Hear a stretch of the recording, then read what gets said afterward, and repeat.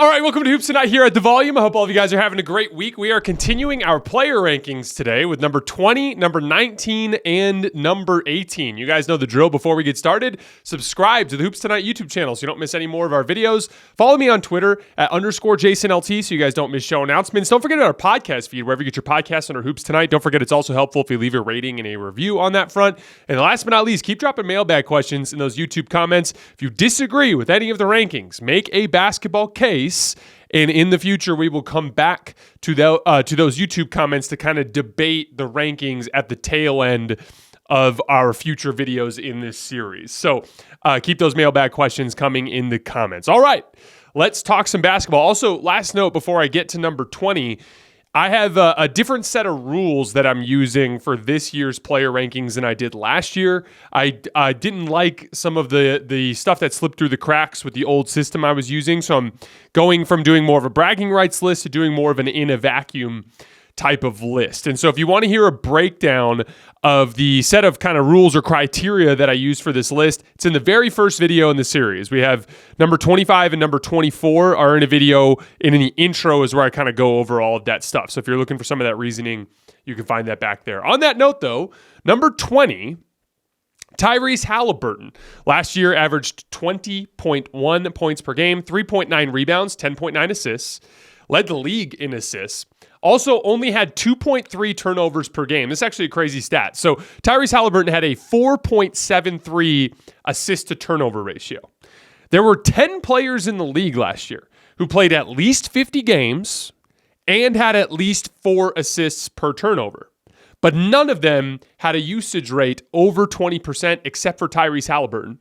And his usage rate was up around like 24%. So he's kind of in a class of his own in terms of high volume initiators who also don't turn the ball over. There's really nobody in his class there. He also got 1.9 steals plus blocks per game. We'll get to that in a little bit. Tyrese left a lot to be desired defensively, but he did play hard, did a good job in some specific things in the Pacers scheme defensively, especially in their hedge and recover to get deflections. We'll talk about that in a little bit. His shooting splits, 47.7% from the field, 36.4% from three, 86% from the foul line.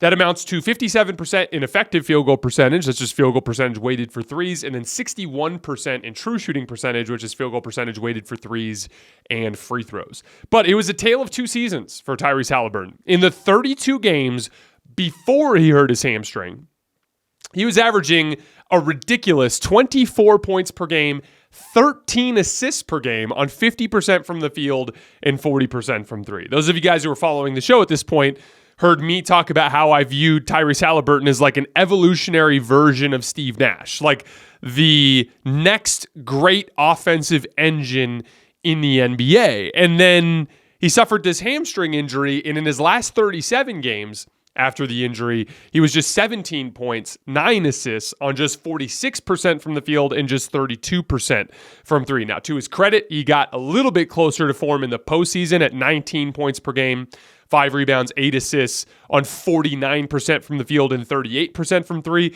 but he's yet to kind of get back to that level he was at before the hamstring injury. My lead producer, Paul, he asked me back during the playoff run, he's like, do you still believe what you said about Tyrese Haliburton back then? That, of course, that he's like on an all-time great trajectory, that he's one of the next great offensive engines in the NBA. And like when he said that to me, it was crazy because we had been so far removed from what Tyrese Haliburton was that I think we kind of forgot. Like what Tyrese did in the first roughly 40% of the season was some pretty unprecedented stuff.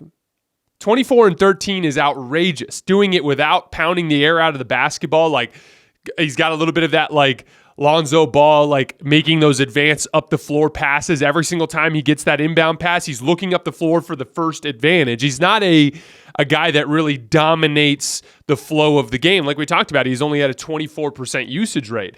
What makes him a great offensive engine is he is the definition of a guy who just takes the first advantage that's available and always makes the right read. So imagine this. inbound pass or defensive rebound, the first thing you're doing is you're looking up the floor. And one of the big reasons why those advanced passes are important is once you get the ball up the floor, the entire defense has to turn their head. As soon as the entire defense turns their head, the trailing guys have opportunities to find cracks. Like a trailing shooter, if the point guard's bringing the ball up the floor, it's easier for the defender to track the ball and to track the shooter. As soon as the pass gets put up one of the wings to a streaking, small forward up the left sideline, now all of a sudden that defender has to turn his attention, and that movement shooter, whoever it is that's trailing the play, has an opportunity to kind of find a spot on the three-point line where he can find an opening or a driving lane or something along those lines.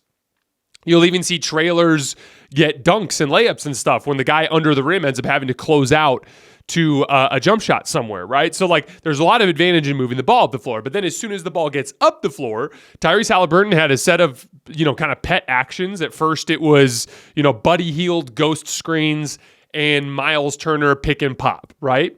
Or pick and roll, depending on the coverage. But after the Buddy Hield trade, it turned into more like Andrew Nembhard would set a lot of those screens, and many of those would end in switches, and then it would get into a lot of more ISO situations. But there's a couple of pet actions. Tyrese runs the action. From there, he makes the read. If they're in a drop coverage, he's going to get downhill. He's got one of the best floaters in the league, right? Duck under a pick, he can knock down the pull-up three.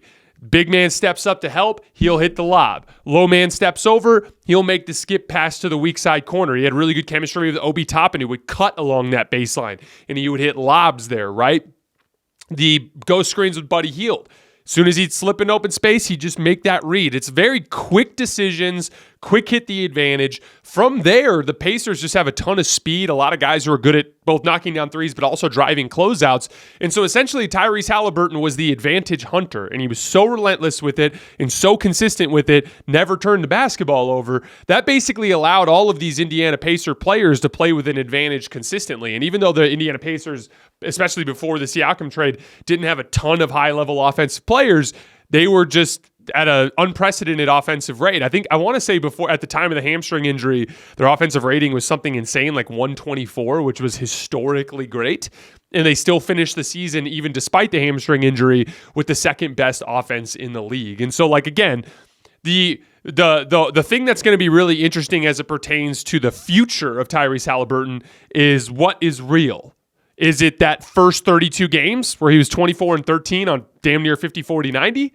Or is it what he's been after the hamstring injury? Specifically, the hamstring is vitally important for hard driving moves, right? Like when any of you guys have ever pulled your hamstring, I did it once. It was when I was younger. It was just before I started playing in college.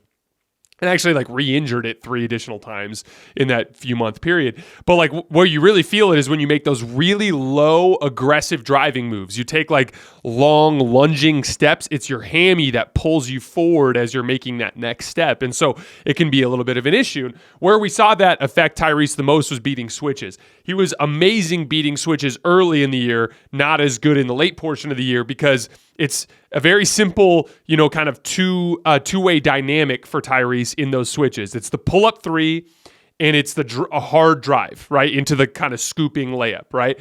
And if he doesn't have the hard drive as dynamic as it needs to be, then guys can press up a little bit on the three, and then both areas start to suffer. And so, again, that's what it's going to be in terms of kind of the pivot point for Tyrese's future is how much was that first 32 games last year an indicator of what Tyrese Haliburton is going to be for the long run. I actually believe that as long as he can get healthy and do a little bit better job of just prepping his body for the grind of the NBA season, that he can get back to that level. And if he did, he's already entering into a stratosphere as one of the best offensive engines in the league.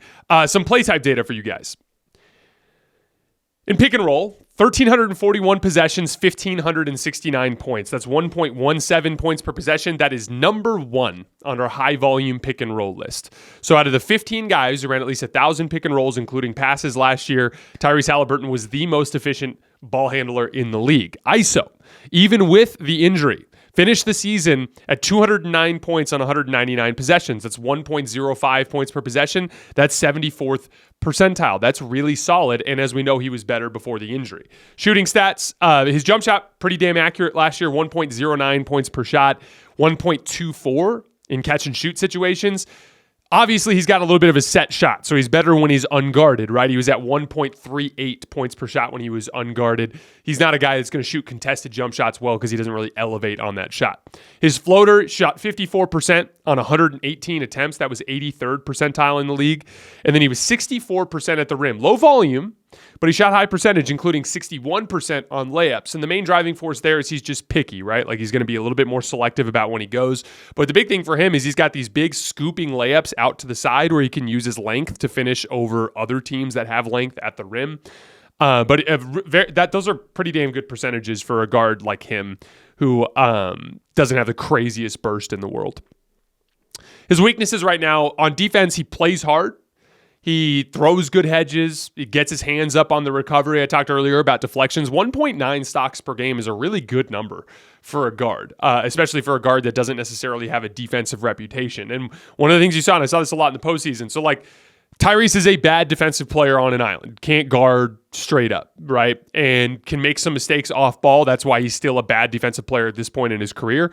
However, when teams would look to target him, they would use a textbook hedge and recover. What that means is Tyrese has to throw himself out in front of the ball handler just to cut him off and force him to retreat dribble or take a move away from the basket. From there, though, his man is slipping that screen and getting open at the three-point line. So he has to ditch out of the hedge and recover to the shooter. And one of the things that Tyrese does, and he's got good length for the guard position, as he's sprinting back to the shooter, he would just throw his hands up and kind of like do like kind of a three-quarter front type of look, but as he's running back to the shooter, and he would get deflections that way that would lead to runouts and opportunities the other way. And so like he did his job within the game plan, which allowed him to not be a total disaster, but obviously kind of similar to Tyrese Maxey. It's that possession-to-possession focus and limiting mistakes. It's not effort. It's more focus and doing your job within the scheme that it needs to improve on. And then the second piece of it is offensive aggression. And this is the vice for most great playmakers. I talked about this in the postseason, like the Jokic types, the LeBron types, the Tyrese Haliburton types. The main issue that you get on them about is like, hey man, like we need you to shoot the damn basketball. But their basketball brain is hardwired to make reads, and sometimes the game calls for your star to be more aggressive. The exact opposite is true for the great scorers in the NBA, the Kobe's, the Kevin Durant types, like the Kawhi Leonard types. Like these guys, they fight fire with being more aggressive as a shooter, right? Like when things get tight, when things get tough, they look to shoot more. And there are times where you have to kind of grab them by the shoulders and shake them and be like, hey, make the right read, right? Like there are opportunities here for you to create easy opportunities for your teammates.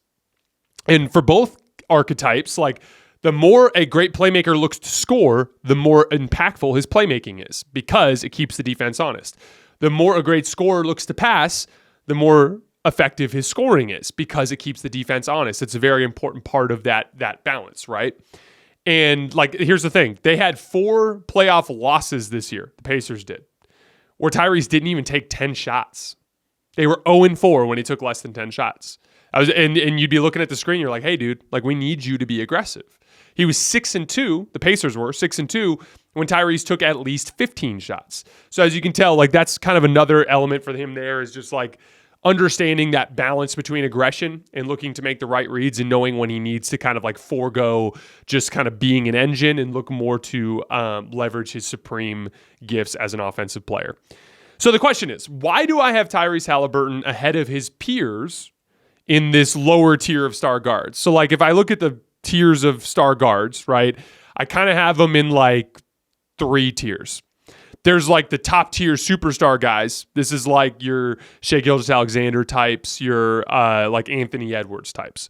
Then I go down a level and there's like a tier of guys. This is like your Donovan Mitchell, Jalen Brunson type of guys, right? Then below that, I have this other tier, and this is where we've had Tyrese Maxey. This is where we had Ja Morant, although his is more about availability. Who was the other guard that we had yesterday? I'm blanking off the top of my head, but like Tyrese Maxey, Ja Morant, these guards here at the lower portion of it. The reason why I have Tyrese above all of those guys is because he's an offensive engine, like a true like offense unto himself. Like again, they were the second best offense in the league last year with pretty unremarkable offensive talent, despite the fact that he missed a good chunk of the season. There's a ton of 82 game value in having a Tyrese Haliburton on your team. And so like, again, this isn't in a vacuum list.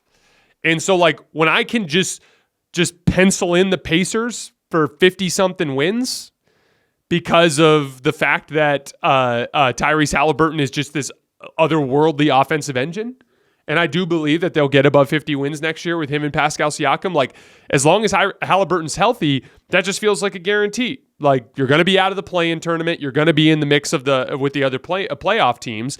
That is a huge value piece. Whereas some of these other teams that don't have as much 82-game value, it's like they have to grind and like barely get into the play-in tournament where maybe they can leverage their, veteran talent to try to make a playoff run. That's not a problem you have with the Pacers and Tyrese Haliburton. And so again, that specific archetype, the offensive engine, the guy that consistently generates advantages for your team, that makes basketball easier and creates easy opportunities for limited players, that to me brings a ton of value. And so that's why when we look at our top 25 list in this tier of all these guards, that's why I have Tyrese Haliburton as high as I do. And the other guy was Kyrie Irving. So like Kyrie Irving, De'Aaron Fox, Ja Morant, Damian Lillard, Tyrese Maxey, Tyrese Haliburton. Our first 6 guys on this list have all been guards.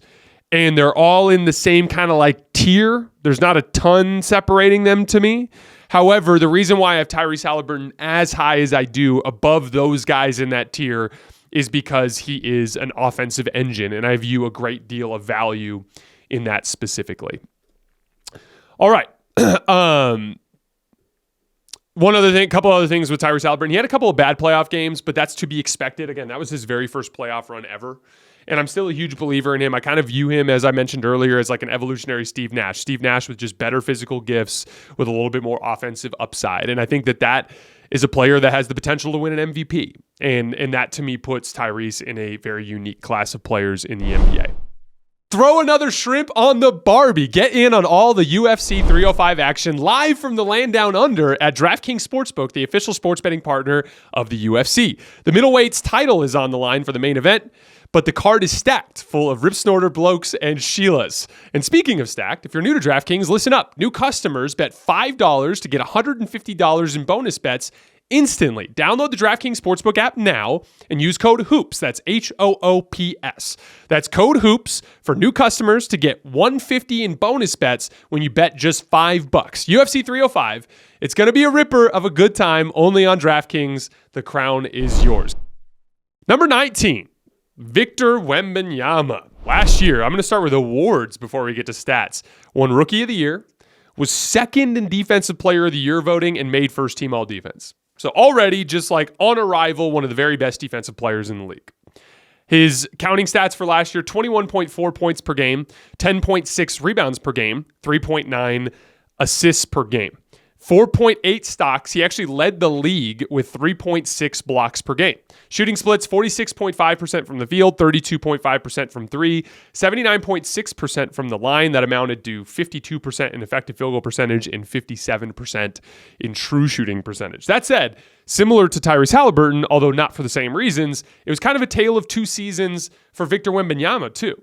Something clicked for him about a third of the way through the season, and he just went up a level. In his first 26 games, he averaged just 18 points, 11 rebounds, and 3 assists on just 43% from the field, 28% from the three-point line, 77% from the foul line. In his last 45 games, he averaged 23 points per game, 11 rebounds, 4 assists per game, 48% from the line, 35% from three, and 81% from the foul line. I should say 35% from the three-point line, not from the line. But as you can tell, a substantial increase in both scoring volume and efficiency and playmaking ability right around that third mark through the season. And the kind of like scary thing there for everybody is like, you remember how bad that Spurs team was, right? Like they had probably the worst core of ball handling that I've seen in the NBA last year. And just how ugly it was watching them try to figure out and like in most cases poorly utilize Wembanyama, not because of Popovich or scheme, but just because they didn't have the talent to get him the ball into positions of advantages. Despite all of that, in that last 45 games where I told you he kind of figured it out, that started December 28th. From that point on in the season, the Spurs were plus 28 with Victor Wembanyama on the floor. and minus 202 with him off the floor. So they were winning his minutes in a 45-game sample size with that roster. This guy's winning impact is already beyond our ability to quantify, and it's only going to skyrocket from here as he figures some things out. And we're going to get into some of the specific things that he could get better at here in a few minutes. So let's look at some play type data per synergy. He ran 277 pick and rolls that amounted to 245 points. That's 0.88 points per possession. In ISO, 123 possessions for 131 points, including passes. That's 1.07 points per possession. That was in the 78th percentile. Not bad for a rookie. 354 post-ups, leading to 344 points. That's 0.97 points per possession. That cracked into our high-volume post-up list. This is our first high-volume post-up guy in the league, obviously, in our list, obviously, as we've had all guards to this point. He ranked 16th out of 18 players to log at least 250 possessions. I've specifically been really fascinated by Victor Wembanyama's passing. As a matter of fact, I just was watching France-Germany, which was an incredible game. Those of you guys who are listening to this video have already heard my instant reaction to that because I'm going to be recording it later today when I get to Vegas. I am recording this video on August 8th before I head out of town so that we have some content while I'm running out of town. But there was he's been an incredible passing out of the post all year. He had a huge one in the game. Gosh, who did they play in the quarterfinal? I'm blanking now all of a sudden. But when they won that quarterfinal game, Evan Fournier it was Canada. Evan Fournier hit a bomb on the right wing, came out of a post-up double team of Victor Wembanyama. Huge play at the end of the game against Germany, and it didn't even lead to any points because Isaiah Cordinier actually missed the dunk, but caught the ball in the block, huge possession late, looked like he was going to look to score. Late double team came, beautiful little shovel pass to Cordinier as he's cutting down the basket. He ends up getting an easy two-hand dunk. He just missed it.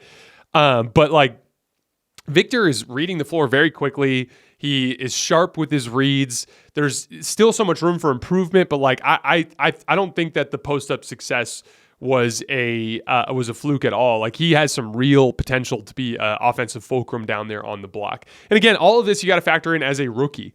A point per possession in post-ups and huge volume as a rookie, that's impressive. 78th percentile in ISO on 123 reps as a rookie, that's impressive.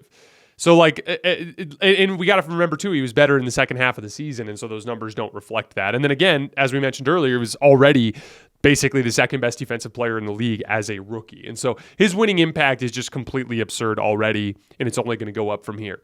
Roll man situations, 1.14 points per possession. That's pretty solid. That was in the 53rd percentile. Some shooting stats from Synergy, 0.88 points per jumper. He shot 30% field goals on catch and shoot jump shots, 34% off the dribble, 44% on face-up jumpers. So similarly to some of the stuff we saw overseas, he's actually a little bit more confident and fluid shooting the shot off the dribble than he is off the catch. That's something that he'll be able to bridge in time. 31% on floaters, albeit only 35 reps. 44% on hooks, albeit only 41 reps. Shot 65% at the rim, but most of that was dunks. He shot just 53% on layups. That obviously comes down to some stuff with his strength. His main areas for improvement, mainly shot making. Just getting a little more accurate with that jump shot, a little more accurate with that hook shot, a little more accurate with that floater. I'm going to talk about this a little bit with Bam Adebayo too, but these are what I call pick and roll shots. So in pick and roll, right, there are two primary types of shot making that become vitally important when teams want to defend 2-on-2. So a lot of teams will defend pick and roll 3-on-2, right? And then it's a totally different battle, right? It's a simple dynamic having to do with how high the screen defender is, right? So if the screen defender drops way back in the pick and roll, then the guard has some space as he comes off and he needs to look to score, right? If the big man or the screen defender kind of shades towards the ball handler a little bit, then the roll man has openings in the middle of the floor where he has to have some shot making, right? But when teams defend 3-on-2, they bring the big way up to the level and attack the ball handler, which allows the roll man to get behind. As the roll man gets behind, now the weak side low man has to come over. Now the open man is all the way in the opposite corner, right? Now it's much more of a passing game. When they're defending 3-on-2 and ball screens, it's all about that ball handler's ability to make those reads, or the roll man's ability to make those reads off the catch as he runs into the low man, right? But when teams guard 2-on-2, it's all about the guard's ability to make pull-up jump shots and floaters, And it's all about the big man's ability, if the defensive big is taking away the rim, to make your little pop shots in the lane, or to catch and quick pivot into a hook shot, or a little 15-foot jumper around the elbow, or maybe a pick and pop jumper. That's pick and roll shot making. Whenever teams guard 2-on-2, you need a guard who can make shots in pick and roll, and you need a big who can make shots in pick and roll. And that's a big area of improvement for Victor, especially as he's going to get a ton of reps with Chris Paul in ball screens next year. And again, I think a lot of teams are going to try to dare Chris Paul to make 15-footers, but in the games where Chris Paul's making those 15-footers, it's going to be on Victor to make all of those shots kind of on the roll in the short range. So that's a main area of improvement.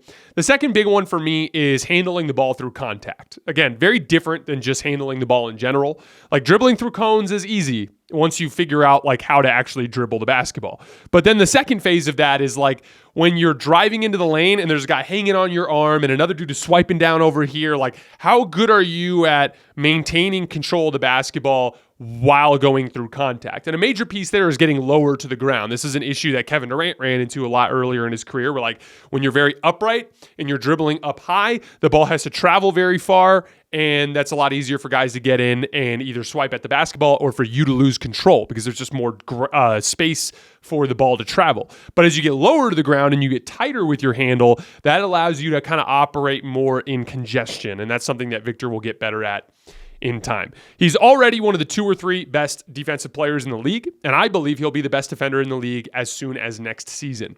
I think his scoring is going to go up a level. Again, we were at a 45-game sample where he was over 60% true shooting on 23 points per game. I think next year he's going to average about 25 points per game on probably about 60% true shooting for the season. I said this to Colin Cowherd the other day on the show, but I think he has the potential to be regarded as a top 10 player as soon as this season. He's got the competitiveness for it. He's got the work ethic for it. He takes care of his body. We're going to cover him very closely this year. I think this is going to be a huge year for Victor Wembanyama as he kind of bursts onto the NBA scene in a real meaningful way. And again, as I mentioned earlier, the scary part for the rest of the league is with that garbage roster. Through a 45-game sample, they were winning Victor Wembanyama's minutes. And you guys saw what he did to Denver. He knocked them down in the playoff standings and in a major way impacted their ability to get out of the conference. Like, that's the type of ability that this guy has. Again, like I mentioned earlier, this guy's winning impact is beyond our ability to quantify already, and it's only going to go up from here. Really excited to cover Victor Wembanyama this year. All right, Bam Adebayo at number 18. Last year, 71 games played, 19.3 points per game, 10.4 rebounds per game, 3.9 assists per game, and 2 stocks per game. His shooting splits, he shot 52.1% from the field, 35.7% from three. He also made 15 threes total last year. He had 8 in his entire career before last year. So a real shooting leap from Bam. That's continued into Team USA. He's shooting 38% on catch and shoot jump shots overall with Team USA. And 1.13 points per catch and shoot jump shot when you weight it for three, which is really good. And that, again, is not counting the shots in the semifinal game or the gold medal game, because I'm recording this before the tip-off on Thursday, August 8th. He shot 76% from the foul line last year. That amounted to 53% in effective field goal percentage weighted for threes and 58% in true shooting percentage weighted for threes and free throws. Play type data per synergy. Bam ran 30 inverted ball screens last year for 34 points. That was 1.13 points per possession, albeit low volume. That's probably something that the Heat could look to explore again next year. And again, all inverted ball screen is you have the big handle the ball and you have a smaller player set the screen for him. And the main thing there is you're putting the defensive guard and the defensive forward in different positions than they're usually in. Usually the defensive big is in something like a drop coverage, and the defensive guard is chasing through a screen. But in this case, you've got a guard who's got to be the guy who's helping on the screen, and he doesn't really know how to do that, right? And you got a big man who has to fight through a screen, which is something that he probably hasn't spent much of his time in his career practicing, right? And so there are real opportunities for big guys to come off of those ball screens and get downhill because the defensive coverage isn't really set up to handle it. It's something that I'd like to see the Heat explore a little bit more next season. In ISO, Bam ran 159 possessions for 160 points. That's 1.01 points per possession. That's pretty average, but not bad. In post-up situations, 394 possessions for 397 points. That's 1.01 points per possession. That made our high-volume post-up list as well. That ranked 14th out of 18 players to attempt at least 250 possessions in that list. So still a lot to be desired for Bam in terms of as an initiator. But the main area of concern for me is his ability to finish on the roll. Again, and this was something that really started to flash in a big way in that 2023 finals, if you guys remember. But against Jokic in the Nuggets, but Bam gets just 1.04 points per possession in roll man situations. That's just the 39th percentile, and it really just comes down to his ability to finish close to the basket, which we're going to talk about here in just a second. Let's talk about Bam's shooting. So, jump shot 0.9 points per shot. 0.87 points per catch and shoot. And again, the big one here, 1.15 points per shot when unguarded, which is really good. Bam shot 45% field goal percentage on unguarded catch and shoot jumpers. So when Bam's open, he's making damn near half of them. That's a real point of optimism. He got 0.91 points per pull-up jumper and 0.85 points per face-up jumper. Good step forward for Bam in that department that has continued for him into the Olympics. He shot 56% on floaters, which is actually a really good number, but he only had 73 reps all season, so it's not a shot that he uses a lot. Shot 48% on hooks, but once again, only 29 makes all season, so not one that he leans on a lot. At the rim, he shot 64%, but there's 134 dunks in there. He shot just 48.5% on 196 layup attempts. And that's really the main differentiator between Bam and the top tier centers. When you talk about Jokic, Embiid, Anthony Davis, and Bam, the reason why I think the other three guys are a clear level above Bam, and you'll notice that on this list, is that specific ability for him to finish on the roll and to finish at the rim. Like, for instance, I know a lot of Heat fans think Bam is better than AD. I know because I see you guys talking about it in the YouTube comments sometimes. It really comes down to this. AD is a much, much better offensive player. He's a much better shot creator. He has higher volume and higher efficiency in both ISO and post-up situations, and he gets 1.17 points per roll man possession. That's way more efficient than Bam. Now, I actually think Bam is a little better as a passer in ball screens than AD is. A little better, but not enough, not nearly enough to make up for that discrepancy as a scorer. And AD shoots 70% at the rim, and he shoots 60% on layups. He's just a much better, much more high volume, much more efficient offensive player. I also think AD is a better defensive player than Bam too, but again, that's the main kind of point of contention, I think, for a lot of Heat fans, is that like Bam kind of AD group, and I think there's a clear gap between the two, and that main gap is just the ability to be a threat offensively, and that's really the main opportunity. Again, I'm less concerned about him initiating stuff. Like, I'm less concerned about like pick and roll or like him running inverted ball screens or like ISOing dudes straight up in face-up situations or backing dudes down in the post. The main thing I'm worried about with Bam is, can he run ball screens and get into the middle of the floor and be as deadly there as his peers, the guys like Jokic, the guys like Embiid, the guys like AD. If Bam can get up into that tier, he immediately makes himself a substantially more valuable offensive player. We saw that in a big way in the 2023 finals. How many times did Bam catch and finish or fail to finish close to the rim? As a matter of fact, within 8 feet of the rim in the 2023 finals, Bam shot just 52%. And that's really the big area of opportunity. I'm a huge believer in Bam. I think he's one of the great defensive foundations in this league. He can defend in any coverage. You could make the case he's the best switching big in the league because of his mobility.